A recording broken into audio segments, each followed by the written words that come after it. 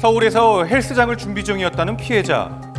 매칭 플랫폼을 통해 한 전문가와 만나게 됐다는데요. 계약금 800만 원을 지불하고 어떤 재료를 사야 된다. 몇십만 원씩 이제 조금씩 입금을 이제 요구해요. 지금 그 사람한테 지불한 금액은 모두 총 1,305만 원입니다. 돌려받지 못했습니다. 신분증과 자격증 등을 공개하며 적극적인 자세를 보였다는 업자. 하지만 막상 공사가 시작되자 상황은 달라졌습니다. 완공일은 다가왔지만 계약금과 자재비를 받고 잠적해버린 건데요. 그 해당 매칭 플랫폼이 국내에서 가장 큰 업체이기도 하고 그래서 이제 믿고 맡겼는데 이렇게 당할지는 몰랐습니다. 최근 소비자와 전문가를 연결해주는 매칭 서비스 플랫폼이 인기를 끌고 있는데요. 하지만 이런 플랫폼에 대한 사기 피해도 늘어나고 있습니다. 결혼 3년 만에 꿈에 그리던 자신들의 첫 집을 구하게 됐다는 부부. 이사를 하게 돼서 이사청소 업체를 검색을 했었어요. 후기도 좋고 리뷰도 많았기에 신뢰가 갔었답니다. 그 후 개인 계좌로 계약금을 요청한 업자. 부부는 의심 없이 입금했습니다. 딱 계약금 걸기 전까지 되게 친절하게 통화해줘요. 이거 해주고 저거 해주고 네. 저거 해주고 근데 계약금 딱 넣고 연락한대요. 휴대전화를 분실했다. 곧 연락을 주겠다며 시간을 끌기 시작하더니 결국 청소 전날 잠적하고 만 겁니다. 입주 청소하기 전날에 알게 되었어요. 아, 이게 사기였구나. 황당하네요. 이렇게 확인된 청소업체 피해자만 약 30명. 아직 상황을 모르는 피해자들도 있는 만큼 피해 규모는 더 클 것으로 보이는데요. 계약금만 받고 잠적하는 수법입니다. 매칭 플랫폼에서 업자의 사업자 등록증을 보내줬기에 더 믿었다고 하는데요. 저는 지금 많은 이용자들이 피해를 당했다고 주장하고 있는 한 청소 업체를 찾아와 봤습니다.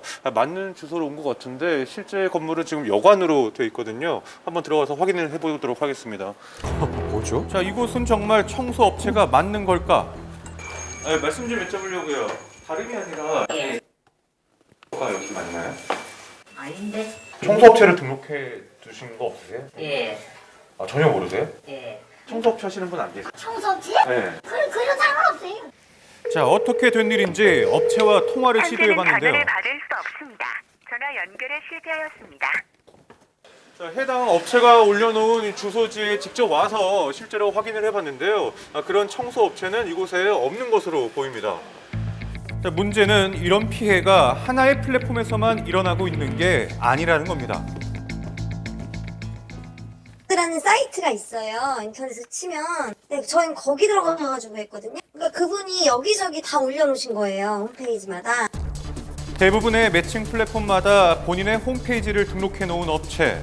피해 규모는 더 커질 것으로 보이는데요.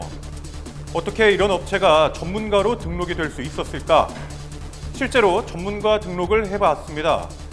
사업자 등록증이나 계좌 등은 확인을 하지만 제대로 된 정보 확인 절차는 없었는데요. 이런 피해 사실에 대해 플랫폼 업체는 어떤 입장인지 이야기를 들어봤습니다. 서면으로 보내온 답변 내용에는 전문가들에 대한 인증이 어렵다는 것을 인정을 했고요. 그리고 플랫폼의 결제 시스템이 아닌 등록된 업주가 보낸 계좌로 우회 거래를 했어도 피해를 입은 고객들에겐 도움을 주고 있다고 밝혔습니다. 과연 업체의 이 말은 사실인 걸까요? 피해자들에게 이후 절차에 대해서 물어봤습니다.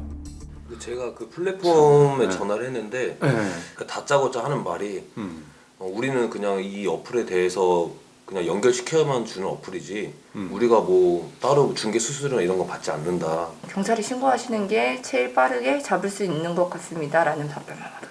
그냥 무책임한 거예요. 우리는 이것밖에 해줄 수가 없다. 점점 늘어나가고 있는 매칭 플랫폼. 피해를 막을 수 있는 방법은 정말 없는 걸까요?